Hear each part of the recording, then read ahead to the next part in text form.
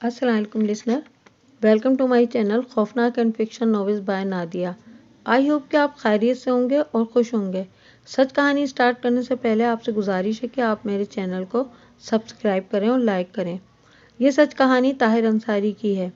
वो कहते हैं कि इस कहानी का ताल्लुक मेरे दादा जान से है। उनकी इस वक्त उम्र 76 साल है। एक दिन हम सब घर वाले एक साथ खुशगपियों में मसरूफ़ थे कि न जाने किस तरह मौजू गैर मरई कुव्वतों की तरफ हो गया। तो मुझ समेत सब घर वालों ने यही कहा कि ऐसी कोई मखलूक नहीं होती, बल्कि ये तो इंसान के अपने अंदर का डर खौफ होता है, जो उसे अजीब अजीब चीज़ें महसूस होती हैं और नज़र भी आती हैं। पर मेरे दादा जान ने पुरजोर अंदाज में इसकी नफ़ी की और कहा कि पैरानॉर्मल चीज़ें होती हैं, और इस ज़मीन में उन्होंने अपने दौरे तालिब इल्मी का किस्सा सुनाया। मैं अमजद उन दिनों तालीम के सिलसिले में इंग्लैंड में था। वहाँ हॉस्टल में मेरा रूममेट ब्रेड था। वो मेरा बहुत अच्छा फ्रेंड बन चुका था, और सैम हमारा म्यूचुअल फ्रेंड था, और वो हमारा बहुत ही अच्छा दोस्त था, और वो हमारा क्लासमेट भी था। वो एक रिच फैमिली से बिलोंग करता था। 8 नवंबर को उसका बर्थडे था। मैं और ब्रेड उसमें इनवाइट थे, और साथ में सैम की बेस्ट फ्रेंड नितालिया और ब्रेड की गर्लफ्रेंड जेनी भी इनवाइट थी। उस दिन मौसम सुबह से ही अब्र आलूद था और मेरी तबीयत भी कुछ ठीक नहीं थी, पर मामला सैम का था तो जाना तो था ही। तो मैं, ब्रेड, जेनी, नितालिया हम सब एक साथ बर्थडे के लिए रवाना हो गए। सैम हमें गेट पर ही मिल गया। उसने ज़्यादा लोगों को इनवाइट नहीं किया था, चंद खास लोग थे और हम चारों थे। सैम हमें गेट के करीब ही मिल गया था तो वो बहुत एक्साइटेड लग रहा था। उसने हमें बताया कि उसके पापा ने उसको बर्थडे गिफ्ट में एक रोलेक्स वॉच और एक रॉयल किस्म का मैट्रेस दिया है, जो कि उन्होंने एक एंटीक शॉप से लिया है, और वो बहुत नर्म व मुलायम और शानदार है। तकरीब जल्द ही इख्तिताम पजीर हो गई तो सैम हमें अपने रूम में ले गया। वो बहुत शानदार कमरा था, और उसने अपना मैट्रेस दिखाया जो वाकई बहुत आरामदेह और खूबसूरत था। उस पर हाथ फेरने से ऐसा लग रहा था कि जैसे कि ये पुरों से बना हुआ है। सैम ने हाई म्यूजिक ऑन कर दी और ब्रेड, नितालिया, जेनी डांस करने लगे। मैं चेयर पर बैठा कमरे का जायजा ले रहा था कि अचानक नितालिया की भयानक चीख सुनाई दी। तमाम दोस्त अपनी जगह साकित हो गए और फटी फटी नज़रों से नितालिया को देखने लगे, जो खौफ के मारे आंखें मूंदे मुसलसल चीखे जा रही थी। नितालिया, नितालिया, क्या हुआ? सैम ने उसे कंधों से थामकर फिक्रमंदी से इस्तफसार किया। वहाँ वहाँ वहाँ तुम्हारे बेड पर कुछ है। नितालिया ने अटक अटक कर अपनी बात मुकम्मल की। सैम ने एक सरसरी निगाह बेड पर डाली, जहाँ कुछ देर पहले निफासत से बिछी चादर पर हम लोग बैठे हुए थे और उसकी सिलवटें थीं। हमें नितालिया की दिमागी हालत पर शुबा हुआ। नितालिया, शायद तुम्हें वहम हुआ है, जेनी ने उससे कहा। नहीं, वहाँ सचमुच कुछ था। नितालिया की चेहरा, पेशानी सब पसीने से आलूद थे, और दीवार पर आवेज़ा वॉल क्लॉक आधी रात बजा रहा था। ओके दोस्तों, मेरा ख्याल है कि तुम सबको भी अब जाना चाहिए। रात भी काफ़ी हो चुकी है। नितालिया की तबीयत कुछ ख़राब नज़र आ रही है, तो इसकी जब समझ जाएगी तो मैं इसे खुद इसके घर छोड़ आऊँगा। सैम ने एक ठंडी सांस फिजा में खारिज की। अलविदाई जुमलों के बाद ब्रेड, जेनी और मैं इसके घर से रुखसत हो गए। सैम लंबे लंबे डग भरता हुआ अपनी ख्वाबगाह में वापस आ गया। उसने कमरा अंदर से लॉक कर लिया। 0 बल्ब से फूटती सुर्ख रोशनी का कमरे में राज था।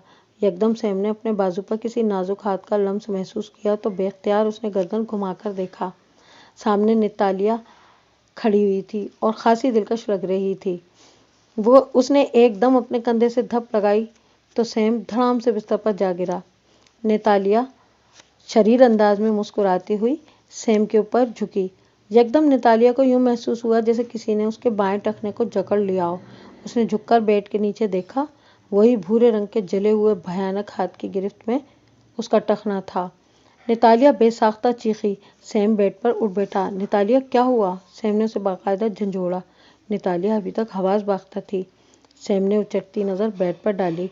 बेड का सफ़ेद मेटस सुर्खी माइल हो चुका था। सामने का मंजर देखकर सैम की आंखें हद दर्जा बाहर को उभर आईं। बिस्तर पर नमूदार होने वाले खून के धब्बों में स्याह रंग के 3-4 हाथ दिखाई दे रहे थे। सैम का दिल हलक में उछल कर आ गया। नितालिया को उठाने लगा।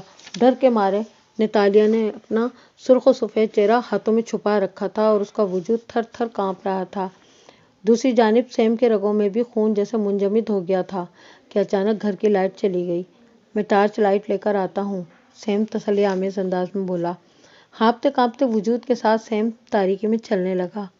یکایک چکنے فرش پر اس کا پاؤں پھسلا اور وہ ایک دم سے بستر پر اوندھے منہ جا گرا۔ نرم و ملائم میٹرس بھیگا ہوا تھا۔ دھیرے دھیرے فارم گیلی مٹی کی مانند محسوس ہونے لگا۔ سیاہ گھور اندھیرے میں وہ کسی اندیکھی دلدل میں دھنستا جا رہا تھا۔ Same, same! نتالیہ مسلسل اسے ہانک لگا رہی تھی مگر کوئی جواب نہیں آ رہا تھا۔ وہ مزید خوفزدہ ہو گئی۔ یکدم گھر کی لائٹ آ گئی۔ سامنے سیم کا پورا وجود بیڈ کے میٹرس میں دھنس چکا تھا۔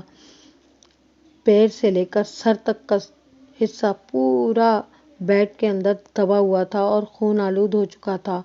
ہولے ہولے اس کا باقی جسم بھی میٹرس میں دھنس رہا تھا۔ برق رفتاری سے نتالیہ نے پوری قوت سے سیم کو باہر کی اور کھینچنے کی کوشش کی۔ سیم کا پورا وجود بھاری ہو چکا تھا۔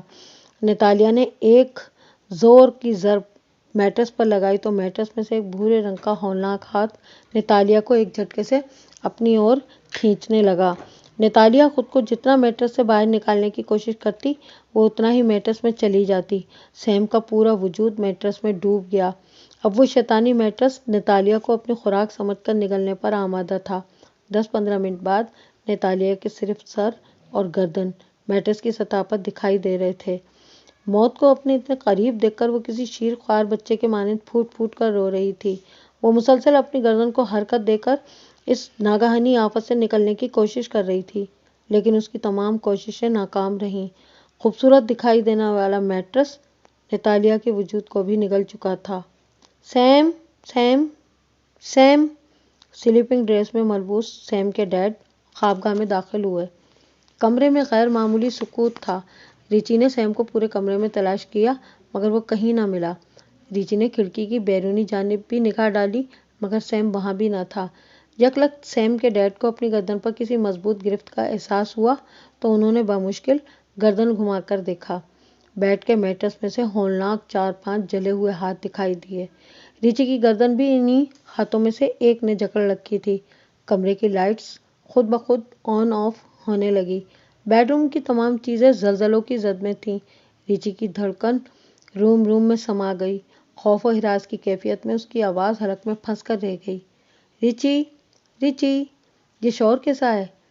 ورما گلابی نائٹی میں ملبوس سیم کے بیڈ روم میں داخل ہوئی۔ ورما کی آواز پر سیاہ رنگ کے جلے ہوئے خوفناک ہاتھ نے ریچی کو فوراً اپنی گرفت سے آزاد کیا اور ریچی زمین بوس ہو گیا۔ ورما نے اطراف میں نظر دوڑائی مگر کمرے میں سب کچھ نارمل تھا۔ یکدم کسی کے کرہانے کی آواز سنائی دی۔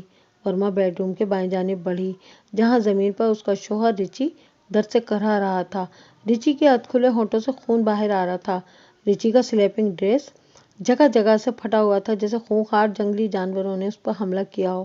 ورما نے فوراً فیملی ڈاکٹر کو فون ملایا۔ میرے خیال سے تو آپ کے شوہر کو کوئی ذہنی مرض لاحق ہے جس کے سبب انہوں نے اپنے کپڑے پھاڑ لیے اور اپنا گلا دبا کر خودکشی کرنے کی بھی کوشش کی ہے، ڈاکٹر سپاٹ لہجے میں بولا۔ نہیں ڈاکٹر، میرے شوہر کو کوئی ذہنی مرض لاحق نہیں ہے، ورما پر اعتماد لہجے میں بولی۔ فی الحال گلے پر لگے گہرے زخم کی بنا پر آپ کے شوہر چند دن بول نہیں پائیں گے، ڈاکٹر دھیمی آواز میں بولا اور چند ضروری ہدایات دے کر وہاں سے چل دیا۔ دیوار گیر کلاک رات کا 1 بجا رہا تھا لیکن ورما کی خوابگاہ میں بالکل گہری خاموشی تھی اور وہ کروٹیں بدل رہی تھی۔ نیند آنکھوں سے کوسوں دور ہو چکی تھی کہ یکایک فون کی گھنٹی بجنے لگی۔ اس نے فون اٹھایا تو ڈاکٹر تھا فون پر اور وہ کہہ رہا تھا کہ آج ہاسپٹل میں نائٹ کی بنا پر وہ ریچی کے معائنے کے لیے گھر نہیں آ سکے گا۔ ورما ڈاکٹر ولسن کا یہ میسج سن کر بہت پریشان ہو گئی۔ اب اس کا گمان یقین میں بدل چکا تھا۔ ضرور سیم کے بیڈ روم کو کسی نادیدہ مخلوق نے اپنا مسکن بنا رکھا تھا۔ وہ دل ہی دل میں بڑبڑائی اور اس نے ایک نظر اپنے شوہر ریچی پر ڈالی جو خواب خرگوش میں ڈوبا ہوا تھا۔ وہ قدرے آہستگی سے بستر سے اٹھی، اپنے پیروں میں سلیپر پہنے اور کمرے سے باہر آ گئی۔ وہ دبے دبے قدموں سے سیم کے بیڈ روم کی طرف بڑھنے لگی۔ اس نے دھیرے سے دروازہ کھولا۔ خاموشی کے سبب दरवाजे की चिड़चिड़ाहट की आवाज़ समातों से टकराई। कमरे की लाइट ऑफ थी, मगर बेड पर किसी अनजाने वजूद की खर्राटों की आवाज़ कमरे में गूंज रही थी। उसने नपे तुले कदम कमरे में रखे कि यकलक खर्राटों की आवाज़ बंद हो गई। वर्मा ने आहनी दीवार पर लगे बटन को दबाया और पूरा बेडरूम सफ़ेद रोशनी से जगमगा उठा। कमरे की हर चीज़ अपनी जगह पर मौजूद थी। बज़ाहिर सब कुछ नॉर्मल नज़र आ रहा था। वर्मा सैम के बेड पर बैठ गई। यकदम उसे अपनी कमर पर किसी के हाथ का लम्स महसूस हुआ। उसने डरते डरते अपने अकब पर निगाह डाली। मैट्रेस के फोम में से एक जंगली जानवर के मानिंद वहशी हाथ ने अपने नोकीले नाखून उसकी आंखों में चुभो दिए तो उसकी आंखों से बेतहाशा खून बहने लगा। वर्मा की एक खौफनाक चीख पूरे कमरे में गूंज गई। मैट्रेस में से अनगिनत स्याह सांपों की मानिंद जले हुए हाथों ने वर्मा को मजबूती से जकड़ लिया। मैट्रेस अपने साइज से काफ़ी बड़ा हो चुका था और वर्मा इस शैतानी मैट्रेस में डूबती जा रही थी। वर्मा का वजूद निकलने के बाद मैट्रेस ने एक भरपूर डकार ली और चंद लम्हों के बाद मैट्रेस का साइज नॉर्मल हो गया। ब्रेड अपनी सब्ज रंग की कार में बराए जमान था कि जेनी ने उससे कहा, ब्रेड, मुझे लगता है कि हमें वापस जाना चाहिए। पता नहीं नतालिया की क्या हालत है और क्या नहीं है। हमें उसे इस तरह छोड़ के नहीं आना चाहिए था। पता नहीं वो घर पहुंची है या नहीं। और उसने इतना इसरार किया कि ब्रेड ने गाड़ी घुमा के सैम के घर की तरफ मोड़ ली। विला का दाखिली दरवाज़ा खुला हुआ था। जेनी और ब्रेड उजरत में सीढ़ियाँ चढ़ते हुए सैम के बेडरूम की जानिब बढ़े। कमरे का दरवाज़ा भी खुला हुआ था। दोनों बिला किसी झिझक के कमरे में दाखिल हो गए। सैम सैम सैम, ब्रेड ने ख्वाबगह की लाइट जलाई। मैट्रेस पर सैम की तरह का एक ढांचा नजर आया। अच्छा हुआ दोस्तों कि तुम दोनों आ गए। ढांचे ने अपनी बत्तीसी को जुम्बिश दी। ब्रेड और जेनी चंद कदम पीछे हुए तो ढांचा आहिस्ता आहिस्ता इनकी जानिब बढ़ने लगा। ढांचे को देखकर ब्रेड ने मेज पर पड़ा बल्ला उठाया। अपनी खुरदुरी उंगलियों की गिरफ्त को बल्ले पर मजबूत करते हुए एक जोरदार वार ढांचे पर किया तो ढांचा झट से जमीन पर ढेर हो गया। ब्रेड जेसी का हाथ थामे दाखिली दरवाजे की तरफ बढ़ा। सैम की ख्वाबगाह का दरवाज़ा एक जोरदार आवाज़ के साथ बंद हो गया। कमरे की खिड़कियों के पट भी ऐन इसी वक्त बंद हो चुके थे। खौफ की एक सर्द लहर जेनी और ब्रेड के वजूद में रेंग गई। मैट्रेस में से पुरस्कार अंदाज में किसी के हंसने की आवाज़ आई। मैट्रेस के बीच में एक उभार नमूदार हुआ। फिर एकदम कमरे में तूफानी आंधियां चलने लगीं। जेनी की बाएं जानिब रखी कुर्सी पट से ज़मीन पर गिर गई। सफ़ेद मैट्रेस पर अनगिनत खून के छोटे बड़े धब्बे नजर आए। तेज़ हवाओं की जद में बेड की चादर मैट्रेस से उड़कर फ्लोर पर आन गिरी। ब्रेड ने मजबूती से लब भींच रखे थे। इस खौफनाक सूरत हाल में जेनी ने उसका बाजू थाम रखा था। बेड के साइड टेबल की दराज खुद ब खुद खुल रहे थे और बंद हो रहे थे। एक बार खुले तो एक कैंची बरामद हुई। कैंची हवा में मुअल्लक हो गई। फिर कैंची अपने रास्ते में आती हर शय को काटने पर आमादा थी। जेनी बेख्तियार ब्रेड के वजूद से लिपट गई और वो बिलक बिलक कर रो रही थी। ब्रेड, अब हम मारे जाएंगे। जेनी का लहजा सरगोशियाना था। अपने डर पर काबू पाओ जेनी, ब्रेड धीमी आवाज़ में बोला। एकदम इस कैंची ने ब्रेड के दाएं बाजू को घायल कर दिया। ब्रेड के बाजू से खून उबल रहा था। मैट्रेस से तालियों की आवाज़ आने लगी। जेनी ने अपने गले में हिमायल मुख्तसर से स्कार्फ को फाड़ा और ब्रेड के जख्मी बाजू पर पट्टी करने लगी। ब्रेड इसे टुकर टुकर तकने लगा। जेनी के पीछे से कैंची ने बर्क रफ्तारी से इसकी गर्दन पर वार किया। ब्रेड ने फौरन बल्ले को कैंची की राह में हायल कर दिया। कैंची के तेज धार हिस्सा एकदम बंद हुए और बल्ले के दो हिस्से हो गए। जेनी ब्रेड के पीछे छुप गई। मैट्रेस का सफ़ेद रंग सुर्खी माइल हो गया।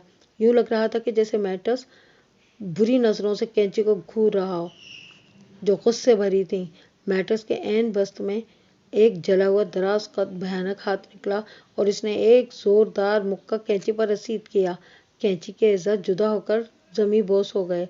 ब्रेड ने कैंची का टूटा हुआ हिस्सा उठाया, जिसमें चाकू की मानिंद तेज धार वाला हिस्सा मौजूद था। ब्रेड होले होले मैट्रेस की जानिब बढ़ने लगा।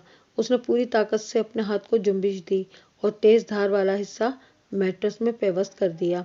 میٹرس سے بے تحاشا افراد کے بین کرنے کی آوازیں سنائی دینے لگیں۔ سفید میٹرس سبز رنگ میں تبدیل ہو چکا تھا۔ میٹرس میں سے سیاہی مائل پانی نکلنے لگا۔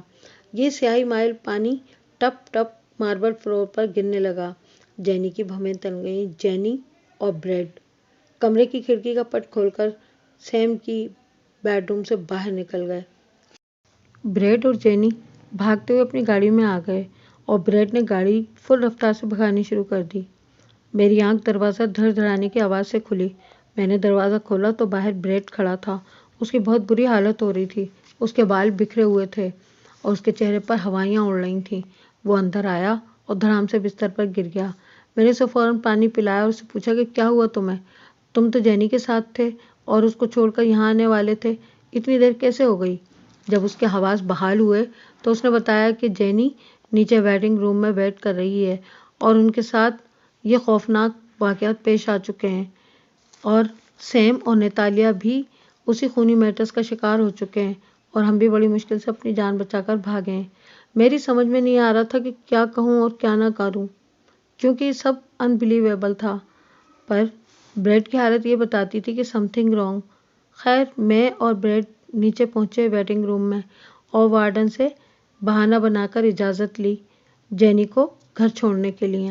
ایٹ دا اینڈ سیم اس کے بعد کبھی یونیورسٹی نہ آیا اور جب ہم اس کے گھر معلوم کرنے گئے تو پتہ چلا کہ نہ صرف سیم بلکہ اس کی ممی بھی اسی کی طرح لاپتہ ہو چکی ہیں اور اس کے ڈیڈ دماغی توازن کھو چکے ہیں اپنا، اور انہیں مینٹل ہاسپٹل میں داخل کر کے ان کے گھر کو سیل کر دیا گیا ہے۔ آج بھی میں یہ سوچتا ہوں کہ کیا یہ سب کچھ ممکن ہے، لیکن پھر غیر مرئی طاقتوں کا خیال آتا ہے کہ یہ کچھ بھی کر سکتی ہیں، کسی بھی چیز میں سما سکتی ہیں۔